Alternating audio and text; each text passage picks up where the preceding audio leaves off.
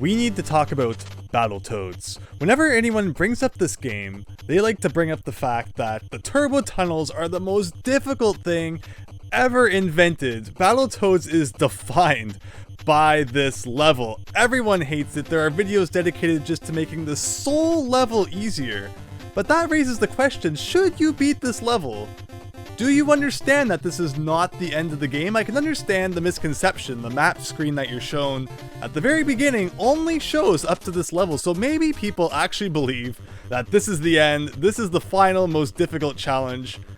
But for those who believe that, I am afraid to inform you that you're not right. That is incorrect.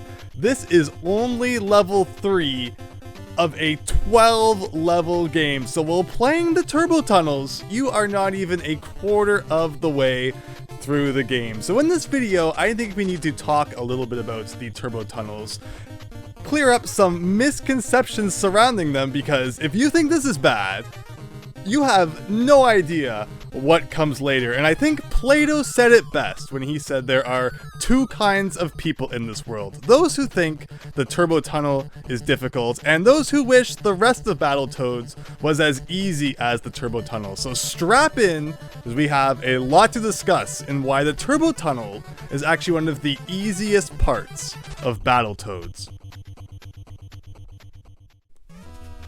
So the best way to do this, I believe, is talk about each of the levels and what they bring to the table individually. And we're actually going to start with the turbo tunnels because I'm quite confused by exactly what people find so difficult about this level. As someone who has played through the entirety of Battletoads without save states and cheat codes and such, I just think we need to discuss a little bit why the turbo tunnel is perhaps not as difficult as some people make it out to be.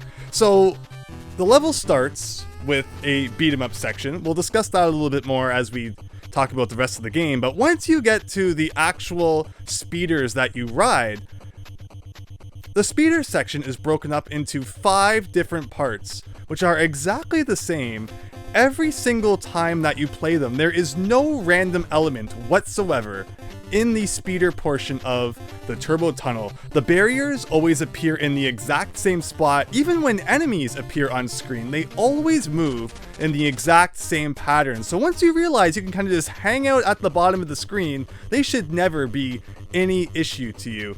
And at the very beginning of the game, there is a warp which takes you immediately to the beginning of level 3, the turbo tunnel. So it's always easy to get right back to the stage and practice once again. And then once you learn it, it's extremely repeatable. And compared to the rest of the game, that is something that is really important and really welcome, because later on you're gonna wish it was something that you could just memorize and beat. While with the turbo tunnel, again, once you memorize where each of those barriers are, where the jumps are, what's coming up next, and it's, again, something you can practice. There's even checkpoints throughout, and there's even an indication as things are coming up where they're going to be. So while sometimes they show up quite quickly and you don't have time to react, again, you're gonna learn that and then you'll be right on your way to figuring it out. And later on in the game, there's not going to be things like indications where the objects are going to appear in front of you, and they're going to be completely random. They're not always going to be the same. So all of these elements combined make the turbo tunnel one of the most predictable, practicable, learnable, and easiest parts of the game. And yet this is the moment when everyone points and says Battletoads is hard because of the turbo tunnel. And again, as we go through all of the levels now, having gone through all of that, I hope you see that perhaps, I have a point here, and you won't make a fool out of yourself anymore by pointing to the 3rd level of a 12 level game and claiming that it's the most difficult thing since eating sliced bread through a tube. But with that, let's go to the beginning of the first level. So again, 12 level game, it's not going to start off super difficult. And what you're going to see at the beginning of level 1 is that it's a beat 'em up stage. And the funniest part about that is that Battletoads is not a beat 'em up game, despite the impression you would be given playing the first level, which, it's such a common thing. People just put an NES game in, play for 5 minutes, are like, all right, I got a grasp of that game now. But you will be so wrong if the only thing you experience in Battletoads is the first level, because again, Battletoads kind of spans 3 genres. The most frequent one and most common one is platformer. This game has so much platforming in it that you would never expect it based on this first level, but you have to do so many precise platforming things as you play that you're gonna wish it was a beat 'em up, because it would probably be a lot easier.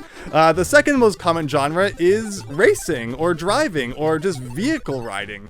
4 of the 12 levels feature something that you have to ride on to get to the end. So it becomes a pretty frequent thing. And then below all of that, you have the beat 'em up sections where you can actually move around in 8 directions. And yeah, it feels like an arcade beat 'em up. And despite the fact that the first level features this, you will be surprised to learn that it is not a very common thing to actually do throughout the game. But otherwise, it feels good in the first level. You'll actually wish as you're playing the game that there were more sections like this. So it's unfortunate that there's not really. But yeah, you make your way through some cliffs, assuming you didn't take the warp at the very beginning, to level 3. And one of the most frustrating parts is probably health pickups in this game. You're gonna learn right off the bat that it's not just like a nice heart or something you pick up, which by the way, the hearts at the top of the screen are actually your lives. Well, the squares are your health, and you'll think that's kind of weird because in every other game, hearts are your health, except for in the Donkey Kong Land series, I guess. They, for some reason, Rare is just totally against having numbers on the screen. It has to be hearts. But yes, in this game, you have the squares which represent your health, and the way you refill that is by eating these flies that appear on screen. And you're going to be running around, again, doing that platforming, which is so common. But to grab these flies, you have to stand in like a specific spot and press the B button, or else you can't grab them with your tongue. And if you don't do it quickly enough, they fly away. So even picking up health in this game has to be frustrating. I already hate that more than trying to beat the turbo tunnel. And it's, of course, not just the first level that just happens. You know, you're going to want health pickups as you play, but even that has to be frustrating to try and do. That's just the Battletoads way, I guess. And they only fill up 1 health after all the effort you go in to try and eat them. So there's that. And the next thing you know, for level 2, you're grappling down a hole on your way to the turbo tunnel, but you're not quite there yet. And this is where we get introduced to the concept of instant death that isn't instant death by like falling into a bottomless pit. There are birds that will fly by and instantly cut the rope that you're grappling with. And yeah, so that's a common thing you need to get used to, is that even though you have a health bar, a lot of things are going to kill you instantly. And that's why it's kind of funny that the lives are represented by hearts, because as you play through the game and more things kill you in just 1 hit, it's almost like your lives are actually just your health, as everything that hits you just takes off 1 anyway. And you'll be looking at that health bar less and less. But grappling down this hole, not too bad. You kind of have to get used to the controls. And there's some sections where it definitely helps to know what's coming up. But overall, you can get to the bottom with not too much trouble. But assuming, again, this is like, you know, one of your first playthroughs and you didn't take the warp, you're probably going to be pretty battered by the time you get to the bottom. And again, start that turbo tunnel. And the turbo tunnel starts with a beat 'em up section, which you'll find now as you play the game, beat 'em up sections are pretty much relegated to just being introductions to the vehicle stages. Where, yeah, we get that 8-directional movement now, but it's very flat, not much is going on. Beat up some guys, do some jumping. And then before you know it, you're at the speeders, and well, that's it for the beat 'em up action that, again, actually feels pretty good, and you're gonna wish that the game had more of it. But instead, it's time to ride that vehicle, and we've talked about the turbo tunnel, like, again, it shows you what's coming up. It's exactly the same every single time that you play it. And it's fast. Like, I guess that's why people don't like it, because it's fast. You know, has nobody ever played Sonic the Hedgehog before? It's not, you know, anything that new, I don't feel. I guess it's intimidating, and it's not something you're going to beat on your first try, so you have to practice it for sure. But the fact that you can practice and can learn it, and that it's the same every single time, definitely for me made this one of the easiest parts of the game. And again, if you manage to get by this, which with some practice, especially if you're taking that warp and just getting back here, and you know, it's easy enough to try over and over again, you're gonna wish that the rest of the game was as easy and predictable as the turbo tunnel. But with that, let us move on to stage 4, assuming that you did not take the warp at the end of stage 3. Yes, that's right, there is another warp that is actually easier to get to than beating the entirety of the turbo tunnel, because in the fifth and last section of the turbo tunnel, you kind of have to move back and forth between barriers that appear at the top and bottom of the road, and it's actually easier to get into the warp which appears in front of one of these barriers than it is to tough it out throughout this entire section and get to the end. And this is probably one of the sections where it's like, you can practice it a lot, but it gets really fast. You know, faster than the sonic speed we were just talking about. Like, this is fast. So it can be kind of tricky no matter how many times you practice it. But yeah, if you want to take that warp, which skips over level 4, it's actually easier to get into than beating the level legit and going to level 4 anyway. So this is not a level, if you're not worried about 100% completion, that you'll ever actually play through. And I don't blame you even if you do that, because it's an ice level, so again, we're not even a third of the way through the game now, and they're already throwing the ice physics at you.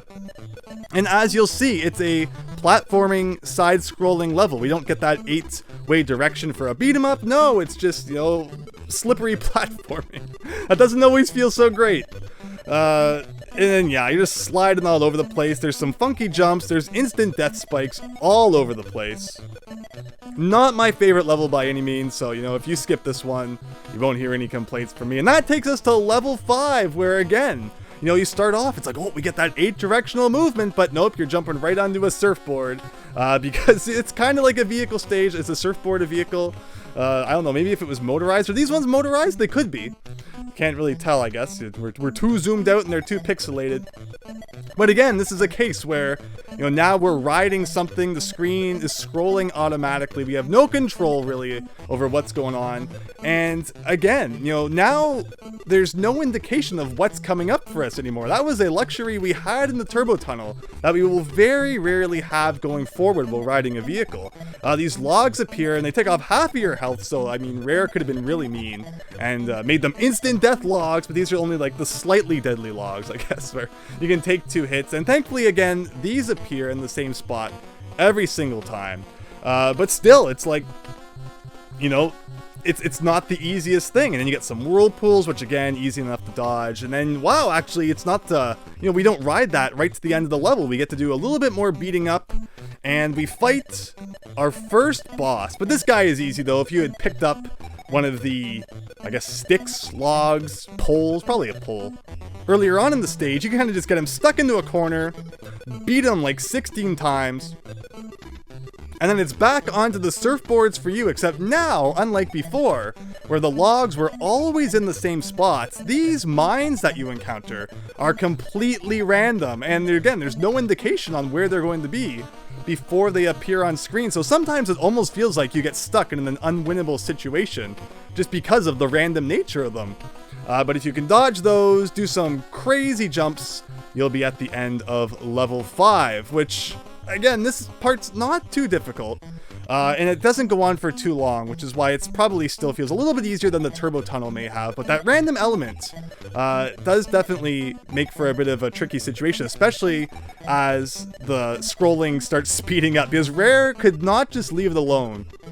It couldn't just be, you know, here's your, you know, nice scrolling speed that you got used to. It always starts off slow, and then by the end, it's like Sonic speed, which is the one case where it's like, okay, I can understand people, you know, not enjoying that all that much. But still, this section's not too bad, but remember, we're not even halfway through the game yet as we head into level 6. So at this point, now we are in the snake pits. I feel like this is kind of one of the last things that most people see of Battletoads. For anyone who managed to scrape by the turbo tunnel, this is kind of like where people make it to, and I feel like the second half of Battletoads is far less known, and you know, people talk about it much less than the first half, but the snakes is kind of one of the last, I think, iconic things that people associate this game with. And there's lots of funky platforming here. Again, not beat 'em up. You know, there's just so much side-scrolling platforming in Battletoads that it's ridiculous, and it's not what you'd expect from this game. Like, Battletoads was very much trying to emulate the success that Ninja Turtles had. Everyone dreamed of making the next Ninja Turtles, but what Ninja Turtles had going for it, even though its first NES game was kind of jank, it's that Teenage Mutant Ninja Turtles was not trying to introduce itself to the world through that game. It was already a well-established franchise, so people who liked all the other Ninja Turtles media would buy the game. But when you're trying to use a game to get people to like your series, Battletoads is not the kind of game that you release. Like, I don't know what they were thinking when they made this game. I'm not convinced that more than one person at Rare could even beat this game, and that's backed up by something that we're going to talk about a couple of levels later. I don't think that more than one person before this game was released actually played through the whole thing.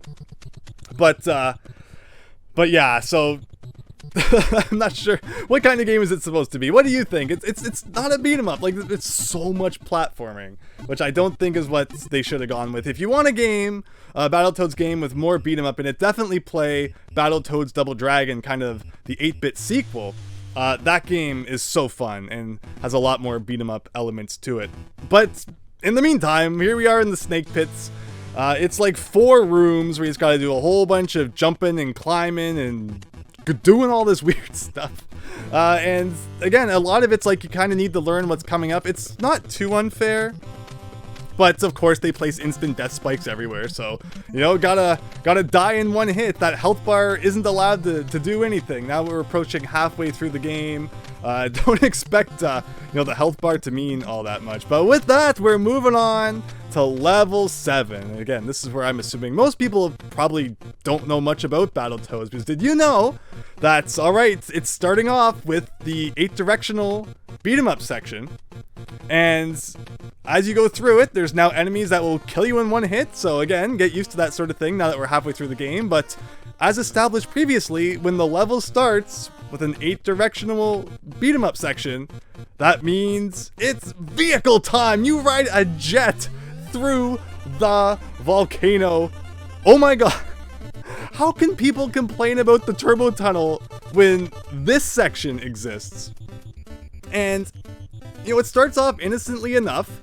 Again, there's no indication of what's coming at you, so another luxury that the turbo tunnel had that we don't get in this section, and this section is certainly no slower and no easier than the turbo tunnel, so you can just tell that anyone who doesn't complain about this section but complains about the turbo tunnel has either A, never actually played Battletoads and just heard about it through pop culture, or B, tried to play Battletoads and never made it this far, which, you know, completely understandable. So yeah, as you can see, the main thing you're dealing with at the beginning of this section is just like electricity walls that there's no indication of where they're going to be, but they're dodgeable enough. This first section isn't too bad, but much like the turbo tunnel, this is broken into 5 different sections, and starts off with the easiest one. Because going into section 2, you are now being attacked by fireballs that appear in a completely random pattern with no indication of where they're going to be. So good luck with that.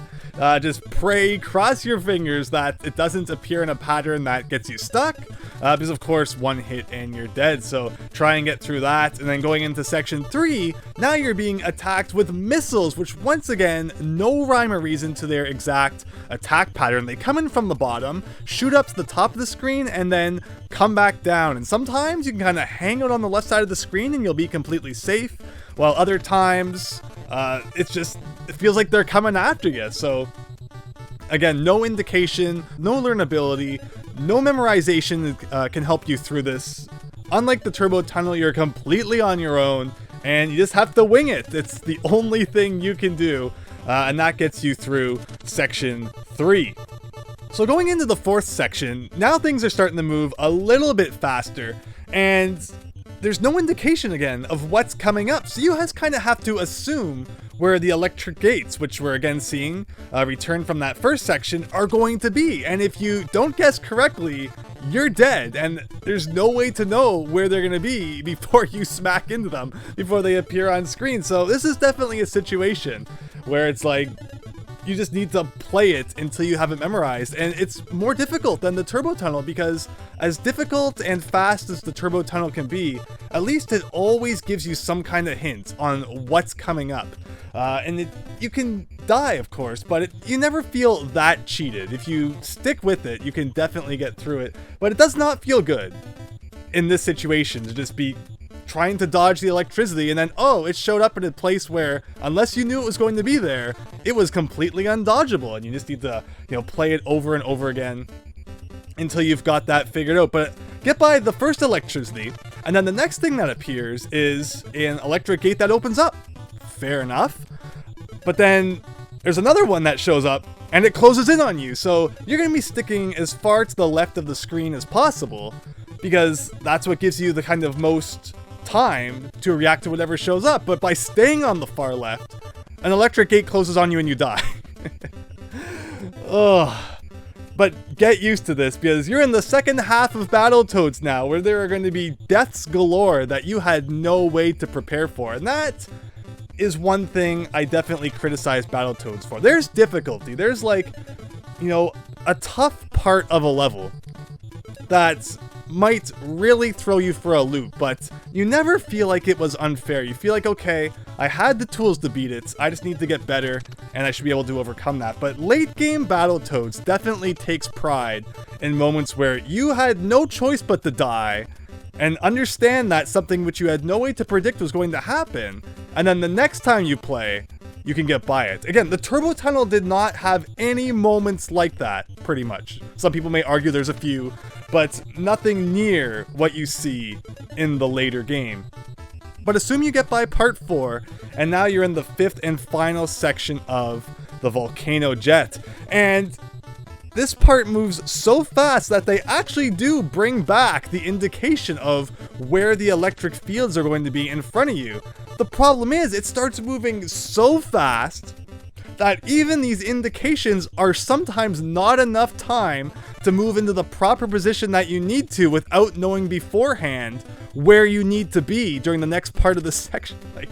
Like you would think now, okay, the indications are back, so it's kind of fair, like the Turbo Tunnel was, but no, literally the last gate of the level, if you don't know you need to move all the way from the top to the bottom before it shows it on screen, you will not have enough time to make it. So congratulations, you died for a reason you had no ability to control, and now have to replay the section again.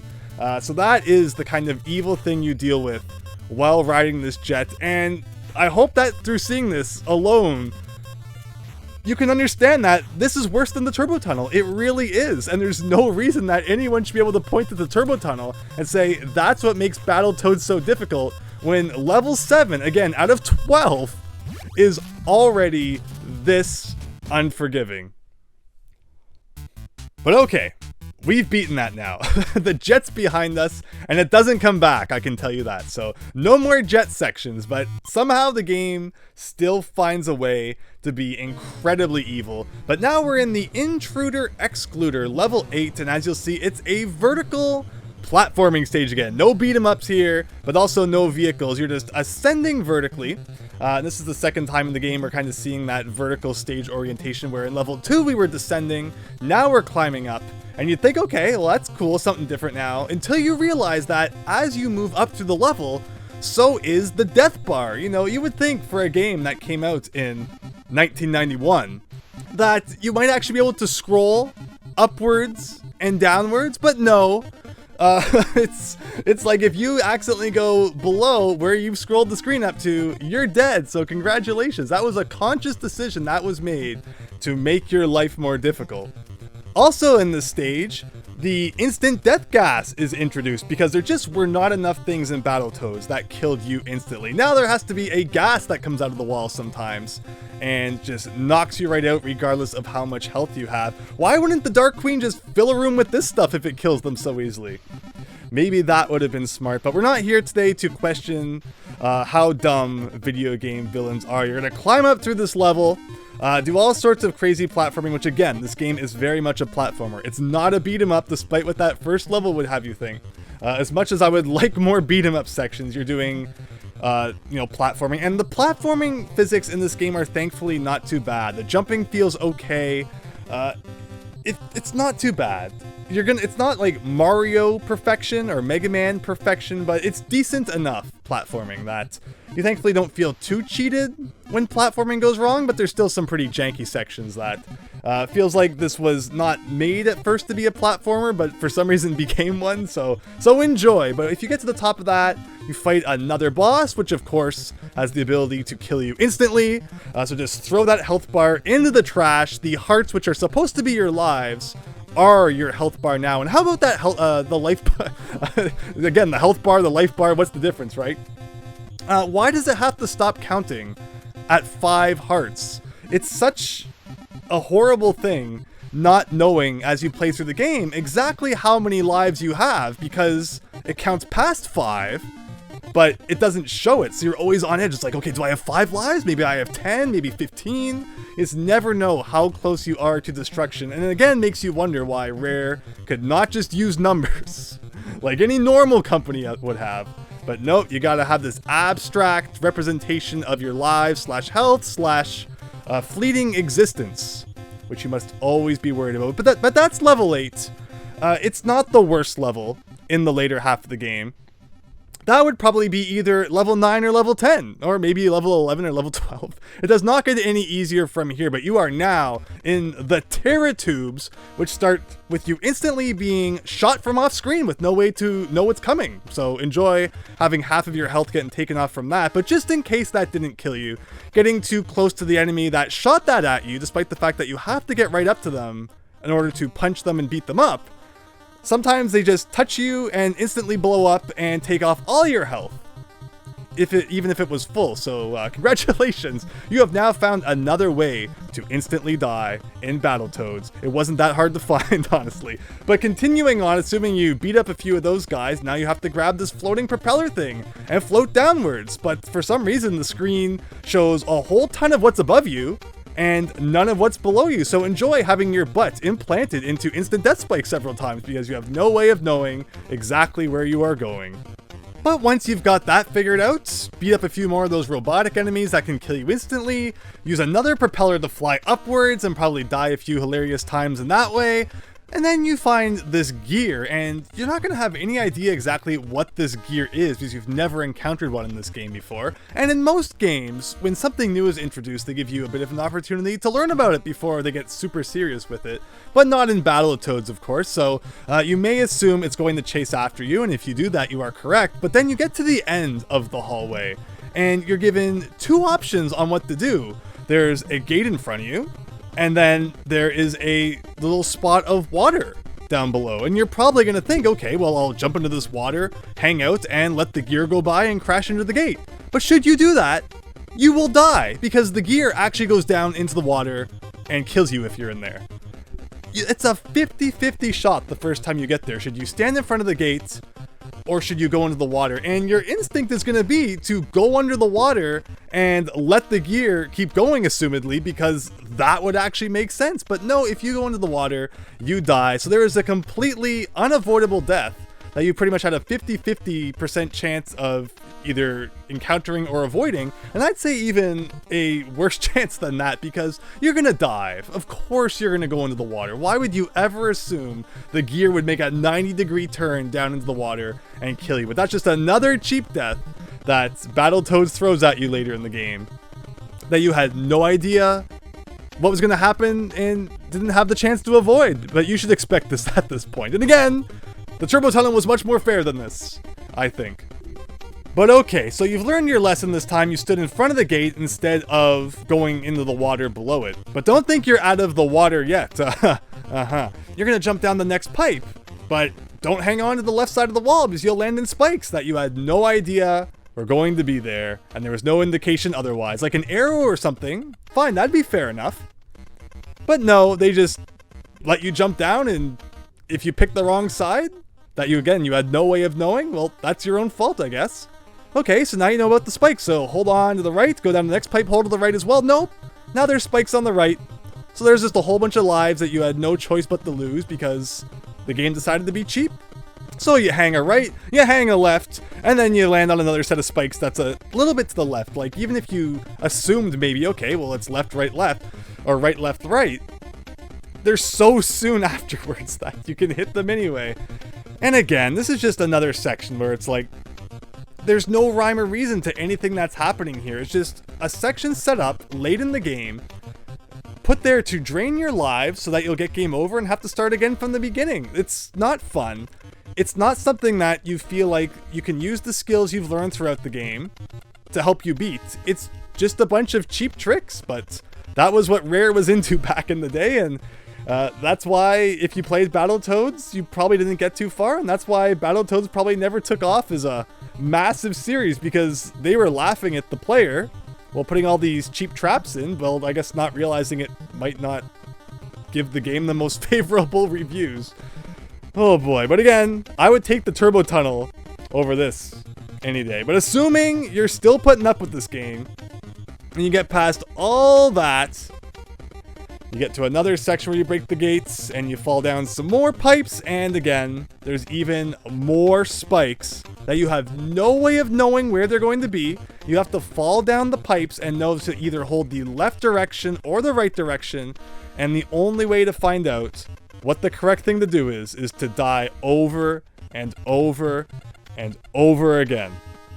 So, Turbo Tunnel, move over, because the Terra tubes are about 1,000,000 times worse than what the Turbo Tunnel had to offer. Alright, so get by all of these runaway gear sections, and now you actually have a full-on water section, and I'll admit, the swimming in this game reminds me a lot of Donkey Kong Country. And it's funny, when you think about it, Battletoads is actually a lot like Donkey Kong Country. You get the mix of platforming stages with vehicle stages, and the gameplay kind of feels the same. I'm almost tempted to think that they used Battletoads as like a base when they went on to make the Donkey Kong Country games, as scary as that sounds, but it also explains why, you know, the minecart stages and such are usually people's most dreaded stages in Donkey Kong, because it's no different than the Turbo Tunnel. And how you have this vehicle which you're kind of stuck on, and you have really no control over how fast you go or, you know, how fast it scrolls. So the similarities between Battletoads and Donkey Kong Country are definitely there, for better or for worse. But yes, for all of you out there who aren't a fan of swimming sections in video games, don't worry, Battletoads has one, just so that you don't feel left out. And it goes on for a little bit, but this is the only one in the game, pretty much, so I guess they had to get some use out of the swimming physics they took some time to program in. And towards the end of that, you now get swimming combined with the runaway gear. So you do a similar thing, you run away from the gear, move in front of the gate so that the gear can go by. Oh, wait a second, or what? Now suddenly the gear goes into the gate to destroy it, when what we've learned previously was that you're supposed to stand in front of the gate so that the gear doesn't hit you? So they changed the rules literally a few minutes after they've taught you, okay, stand in front of the gate and the gear won't hit you. Now the rule is, if you stand in front of the gate, the gear will hit you. So not only does the game do all these things that you have no ability to prepare for, it literally changes the rules that you thought you had learned just a few minutes later into the level. I'm not convinced that anybody actually thought this through when they made it, or they just really wanted to make the most unfair game on the NES, so, you know, they're doing a pretty good job if that was their goal. But continuing on, you do some more swimming, a little bit more platforming. These rubber duck guys appears. How harmful could a rubber duck be? Oh, what's that? Another instant death enemy that destroys you just by touching it? And that's the thing, you attack it once, not knowing what it is, and it kills you. So again, a life that you just have to lose in order to learn how the game works. And I've actually never killed one of these rubber ducks, so I'm not sure how many hits they're supposed to take, because they always kill me after the first one. So I've learned to just dodge them, which requires a lot of waiting, especially when there's two, but you get by that. You do some more swimming, grab onto some more propellers, hit your button to some instant death spikes that you can't see a few more times, and then at long last, you have beat level 9 and are 3/4 of the way through the game. And do you think that the last quarter is going to be any easier? Because if the answer to that is yes, have you even been watching this video to this point? Or do you have like 3 other videos open? Because you should know, it does not get any easier. Battletoads is brutal. The Turbo Tunnel, please bring back the Turbo Tunnel at this point. I will give anything to just be able to play through the Turbo Tunnel 3 more times instead of whatever other 3 levels of hell they have in store. But with that, Level 10, Rat Race. So, it looks a lot like the Intruder Excluder, except now you're working your way downwards. Now, suddenly there's not a death floor that's going to kill you. The consistency is not Battletoads' strong point. So as you're working your way down, avoiding the instant death gas, suddenly, a rat appears. And okay, he runs away, I guess that was a thing. And then a few seconds later, boom! You're dead. So, what you were supposed to do, and I guess Rat Race kind of implies it was a race, but again, there's no indication in-game of what exactly is going on, so this is another death you're probably going to take just from not really understanding how the level works, is that when this rat appears, you have to race it to the bottom of the map and destroy a bomb before it gets to it and blows it up, killing you. The thing is though, this guy runs really fast. He doesn't have any like proper AI though, he just bounces back and forth between the walls. So that gives you the odd opportunity to gain some ground on him as he's just kind of running around all over the place doing nonsensical things. It's still not easy though, and you still need to be on the ball, and making even a couple of mistakes can mess up the whole run, resulting in your doom. So beat that once, and you might think, alright, I won the race, that's it, right? Of course not. There's a second race, and even the second race isn't too bad. But the third race, if you are anything other than an NES Battletoads god, good luck to you. If you make one mistake, you might as well just stand still and wait for your inevitable doom.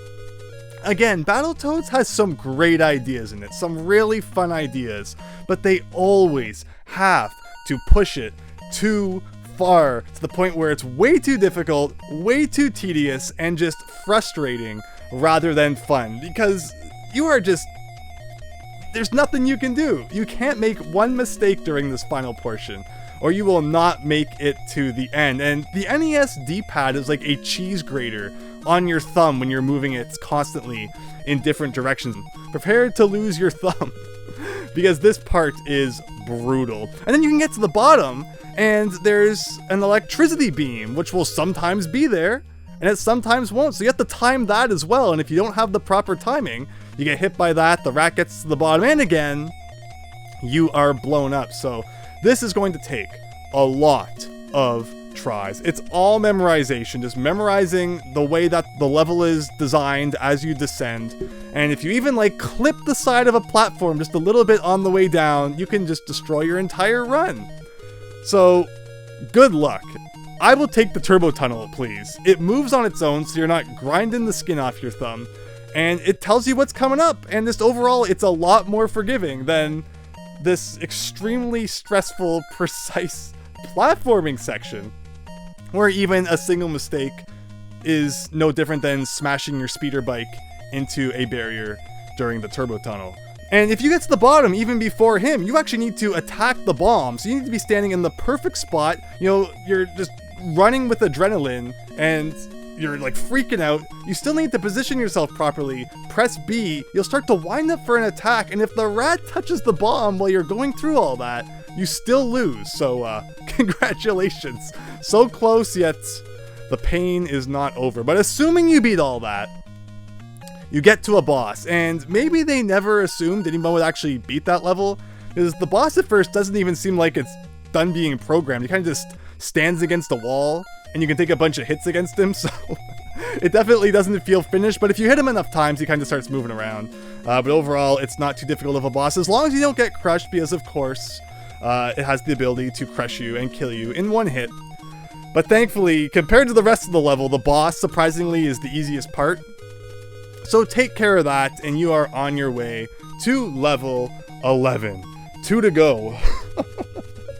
Oh my goodness, even going over all these levels, it's tough. So level 11 is the Clinger Winger, the final vehicle level of the game. And of course, it's something completely different from anything you've experienced before. So you're gonna get all the way to this point in the game, have no idea how this thing works, have no idea what the trick is to beat this level.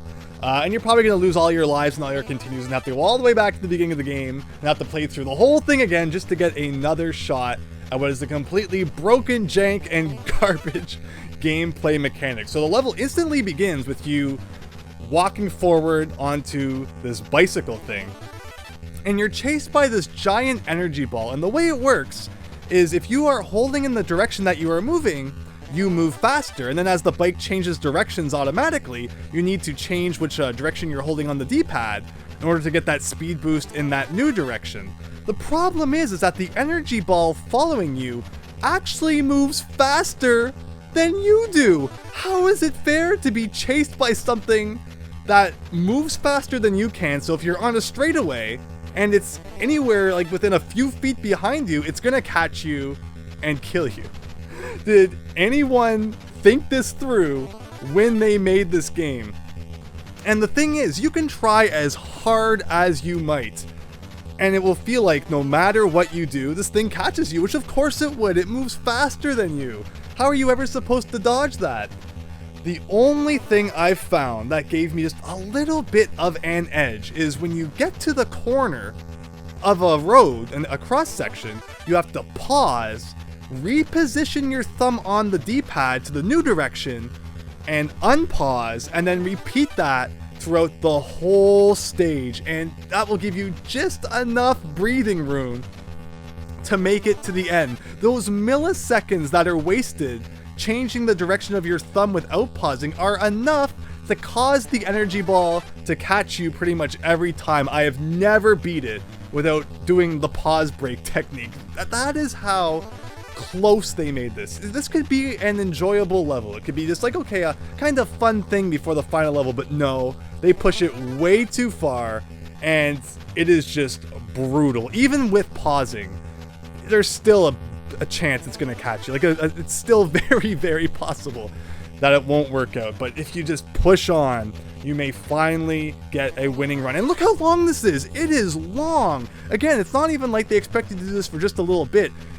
They used every single pixel of space they could in this room as a twisty, turny road you have to ride this bike on.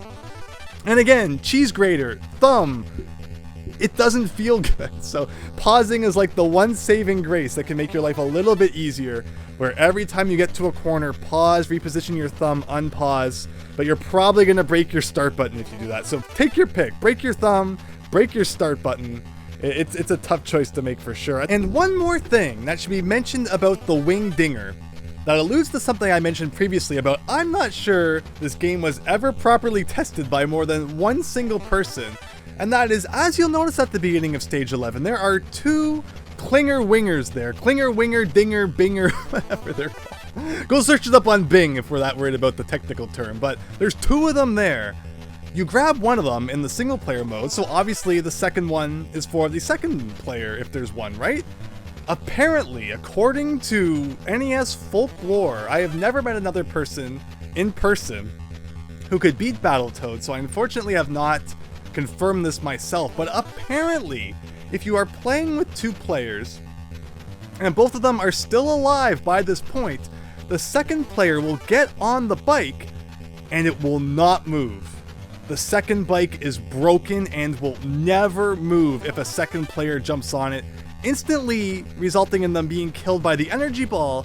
And then in Battletoads, the way it works is that if one player dies, both are taken back. So if you have two players at this point in the game, you just instantly keep dying, and it's completely unbeatable, completely broken. They didn't test this game.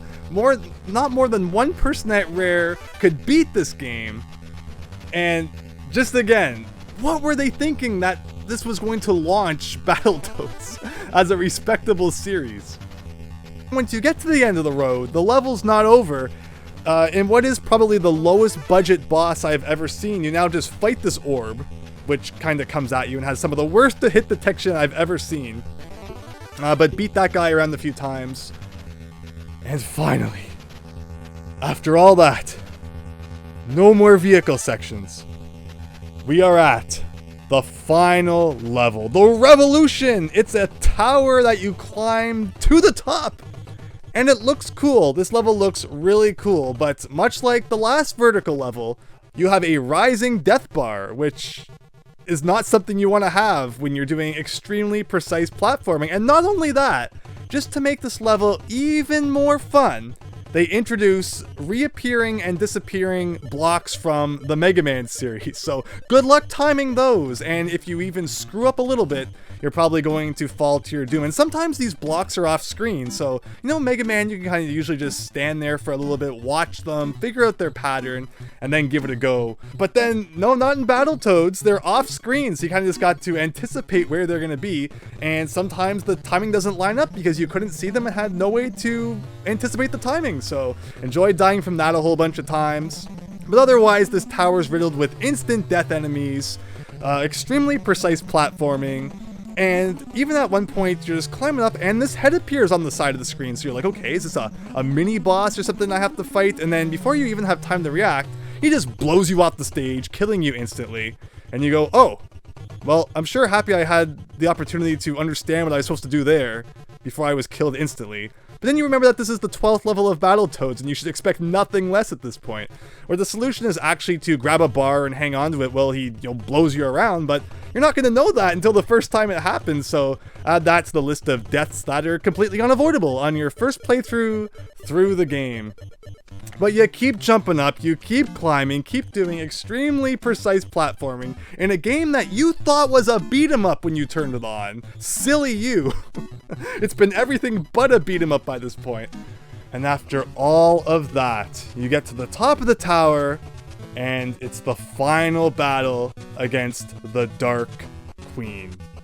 And she's the easiest boss of the game, so thank you, Rare. Thank you for this one moment of mercy.